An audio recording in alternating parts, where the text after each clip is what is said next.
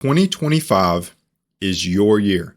The year you finally take control of your finances and set yourself up for long-term success. How? Stick around because I'm about to share 3 simple yet life-changing steps that can transform your money situation. And they're really and truthfully things anyone can do, no matter where you're at financially, starting today. I know what you're thinking. Here we go with another complicated financial advice episode, but that's not what this is. These steps are straightforward, practical, and proven. By the end of this year, you'll be thanking yourself for starting right now. Here's the deal. Most people stay stuck because they don't know where to start. And today, I'm going to show you exactly what to do. Trust me, it's not what you think. So grab a notebook because this is going to be changing everything for you financially. Let's dive into the first thing you need to do to turn your finances around in 2025. Let's go. Welcome to the Financial Mirror. Where future success is reflected in our knowledge of fixing the one thing we can control, ourselves. Welcome to the Financial Mirror, and thanks for joining me today as we continue to work to improve the one thing that we can control, ourselves. Here at the Financial Mirror, it is not about the numbers and spreadsheets alone, but about transforming and educating you on money so that you can make smarter financial decisions. If this is the first time you are joining in, don't forget to hit subscribe on YouTube to be notified of all the new episodes as they release. If you're listening to this on Rumble, don't forget to follow the channel and like the video. And on any podcast platform of your choice, don't forget to like and subscribe to the podcast. So first off, Happy New Year, and I hope that you are off to a fantastic start. So this episode is all about taking control of your finances this year. And it all stems from a survey that was recently done that showed that 69% of respondents plan to make a financial New Year's resolution this year, right?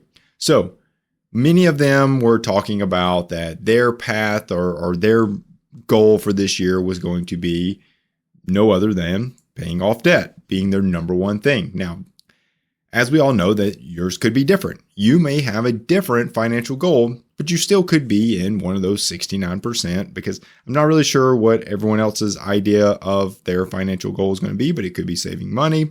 It could be purchasing a home, saving for down payment, paying off a home, investing. All of these things are great financial goals, but all of them are still needing basic fundamental financial practices. Now, for most people, they take a very over-the-top approach, very exaggerated approach, and they burn themselves out very quickly, just like in people's health goals where they want to lose 100 pounds in 1 week. And it's just not going to happen. So today I want to talk about 3 super simple steps that you can take to improve your finances in 2025. These are not hard. These are not difficult. These are very straightforward. And if you will do them, you will look back on this year and realize how much further you are ahead than you thought you ever could have been. Now, the thing about all 3 of these are that some are going to be easier than others for certain people, but they are all flexible to where you, regardless of where you are financially, these goals can accommodate whatever part or whatever situation you're currently in. So today I want to run through these super easy, super applicable steps that you can take to change your finances. So let's get off with the first step. And the first step might sound simple, but it is a game changer. It is an absolute game changer because it's all about building your financial foundation. So here's how you do it. The first simple step that you can take to transform your finances in 2025 is save or invest, right? Save or invest. And I'm going to give you some details around what that means because the or in the middle is very important. So before anything else, you need an emergency fund, okay? So I kind of break this one out into 3 categories of people. Category 1 is people who are in debt. If you are in debt, you need an emergency fund. And yours is going to be a little smaller than our next two categories. However, it's important because when life happens, cars break down, medical bills pop up. If any of that happens without a plan, these can wreck your finances and set you a really a really great number of steps back. Okay. So if you're in debt, you just need to start with $1,000 in your emergency fund. For many people, they like to use credit cards. Think about it. Old school credit card method said, well, get a credit card because, for just in case moments. Well, let's call your $1,000 emergency fund the just in case fund. You don't need the credit cards. You can deal with this $1,000 and it will take care of you. Now, why do I say the just in case credit card is not a good idea? Well, I've talked about this in previous episodes, but the number one reason that they're not good for you is that if you have an emergency happen in, let's say, January 2025, and you put it on your credit card, and then all of a sudden you're like, okay, I'm going to pay it off next month because life's going to be great. February hits, another emergency happens. Well, now the money you were going to use to pay off January's emergency is now being used for February's emergency. And if it's not, let's say you do pay off January's emergency, you're going to put February's emergency on said credit card, right? So you're going to get into a vicious cycle that is really hard to get out of. So if you're in debt, save your $1,000 emergency fund, get started on the right foot. Now, that's my first category. Second category of people and how you can apply this is if you already are out of debt, but you don't have a fully funded emergency fund, it's time to get started on that. So you're still saving, but you're saving and building that fully funded emergency fund because your goal needs to be bigger. 3 to 6 months of living expenses. Think about how much peace of mind that would give you knowing that you're covered if something happened for 3 to 6 months. Now, I did find on NerdWallet has a really good emergency fund calculator. You go through and you can put in your monthly rent, and this is linked down in the description of the episode. But you can put in your monthly rent, put in some utility payments, all your various bills. So I got $1,500 in rent, $75 in monthly utilities, $100 in telecom such as phone, cable, internet, $300 in insurance, $250 in transportation, $750 in groceries, and $300 in just miscellaneous like other expenses. And you hit next, and it tells you, hey, you need for 6 months of living expenses, you need $19,650, right? And that gives you what number you're striving for, gives you what you're looking to achieve. So you can go plug that in with the NerdWallet calculator and just give yourself a quick number, and it just helps guide you through, make sure you're not missing something. But that's it. That's my second category, is to hit that number. Now, if you're in category 1, the goal is to get a category 2. If you're in category 2, the goal is to get category 3. So what is category 3? Those are the people that have that fully funded emergency fund, and they're going to be investing, right? They are going to be investing because once your emergency fund is in place, it's time to start investing. And no, you do not need thousands of dollars to invest. You don't. You can get started with as little as $5 a month or $5 per transaction, and you can get started today. Even a $50 a month investment can make a difference over the long run, okay? So if you invest $50 a month with a 10% annual return, you would end up with $628.28 at the end of a year, okay? This is probably one of my favorite websites. Once again, I'll link it in the description below as well, it's investor.gov, but initial investment $0, $50 a month for 1 year at a 10% return, $628, right? Pretty good, right? Pretty good. The majority of that is the principal of what you put in there is your contributions. However, it's still good. It's still growing. And that's year 1, right? It's just year 1. Year 2 is going to keep growing. Just keep putting your 50. Maybe next year you're up to where you can put 100 in, right? But what if you could do like 250, right? What if you could do 250 at a 10% return? Well, that's going to put you up around $3,141 after a year, which is really good. The earlier you start investing, the more benefit you're going to have from compound interest, okay? It's not about how much you invest, though. It's about consistency. It's about consistently investing into this account. Now, if you don't know where to start, if you don't know where to go, the best thing you can do for investing is to set up a brokerage account and invest in things like the SPY or the VOO, which are both ETFs that follow the S&P 500 and great places to start. Now, remember, we are talking right now about investing, not trading. So you're not buying and selling weekly, daily, whatever. You're buying and holding and watching it grow. Okay. Now, I do want to say my one disclaimer, investing does come with risk. So you're entering trades, understanding that this is a risky area. But just looking back, the market's averaged around 10% for the last, over the last 60 years. Not for the last, but over the last 60 years, it's been averaging about 10%. So pretty good track records. Not saying that next year is going to be the first year that it's just forever going to be negative. I don't know that. Can't predict the future. But over the last 60 years, we're going off historical data. It's pretty good returns. But if you don't know which brokerage account to go with, I did add a referral link below.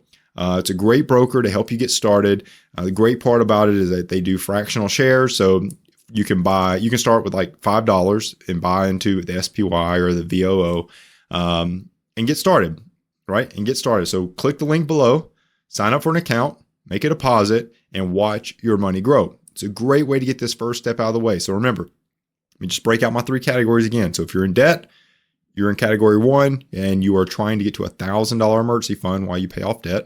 If you're in category 2, you're headed over to the emergency fund calculator, figuring out how much you need to save up to have 6 months of expenses covered, hitting that, and then you're going to investing. If you already are at the 6 month, just start investing. Start watching your money grow. The goal here is that you don't bite off more than you can chew. Don't start investing and say, oh, I'm going to invest $200 a month, and knowing that that's really going to, pull your budget really tight. Start with 100, start with 150, start with 50, start with something that you can automate, something that you every single month can put money into and watch it grow. Okay. That is the key. That is the key to this whole thing, is to consistently invest and watch your money grow. Okay. So now that you've started saving, you started investing, how do you make sure you're staying on track? Well, that's where step 2 comes in. And trust me, this is the habit that can change everything. So step 2 is, and here's a spoiler, it's not about creating a complicated budget or cutting out everything fun. Okay. We are going to talk about the budget, but I'm not telling you that you've got to stop having fun. I'm not telling you that you have to create some complicated budget. This is about forming a simple habit that takes less than 1 minute a day. Okay. Simple habit. And what that is to look at your budget daily. Look at it. Look at it. Most people create a budget and then never look at it again. Does that sound familiar? The problem is, if you're not checking in, you don't know when you're overspending or where you can adjust. Okay.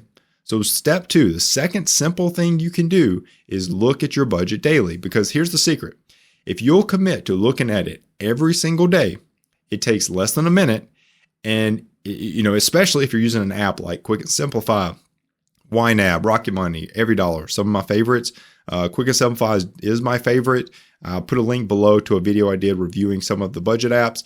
But regardless of what app you're using, if you'll go through and categorize transactions and look how much you've spent in each category every day, you can do it in less than a minute, because most people on average are seeing about 5 transactions a day that they have to categorize. And you can do that fairly quickly. So the beauty of this and the true value comes when it's helping you catch things early on in the month, right? Because if you budget $500 for food and you budget $200 for gas, and then you spend $250 on gas by mid-month, you don't have $500 anymore for food. You've got $450, and you need to adjust that. You need to catch that early, because a lot of people are trying to go in at the end, create their budget, go in at the end of the month and see how they did. That's not good. You need to be adjusting it. You need to be making those modifications throughout the month so that you stay on track and that you don't overspend. So link this habit to something you already do daily, like your morning coffee or bedtime routine or something of that nature, because it's just a quick check-in with your money and it's much easier than you think. Okay. So you're saving, you're investing, you're staying on top of your budget, but there's one thing standing between you and financial freedom. And it's probably something you've never even thought about. So let's talk about it. It's keeping up with the Joneses. Okay. And here's the deal. The third step is all about the mindset. And it's not any mindset. It's the one that you're trying to stop yourself from sabotaging all the progress you made, right? The Joneses are broke. Everyone's heard the phrase, keeping up with the Joneses. We've heard it. And if you don't know what that is, it's just this idea that we feel we need to match or outdo what others have. Whether it's a new car, a bigger house, or the latest gadgets, we just want to keep up. We just want exactly what people around us have or the people that we see have. But here's the truth. Most of the Joneses are drowning in debt. That shiny car, it's probably financed. The big house, it has a big mortgage. Why are we trying to emulate people that are potentially in a different financial position than us? I don't want to say that they're broke, but they are not in the same financial position as us. And so we have to make decisions around where we are personally, right? And that's what's so great about personal finance, is that it is personal. So the second, and I'm not saying that keeping up with the Joneses is that the Joneses are bad and that they're broke and that they're all these things. I'm not saying that, but what I am saying is that they have a personal situation and you have a personal situation. And when you try to keep up with others, you're potentially outliving what your personal situation allows for. Hopefully that makes sense. But the Joneses effect is currently, biggest factor here is it's currently being fueled by social media. Everyone's life looks perfect online, but it's just a highlight reel. People put the good things in and take the bad things out. So don't let it trick you into spending money you don't have.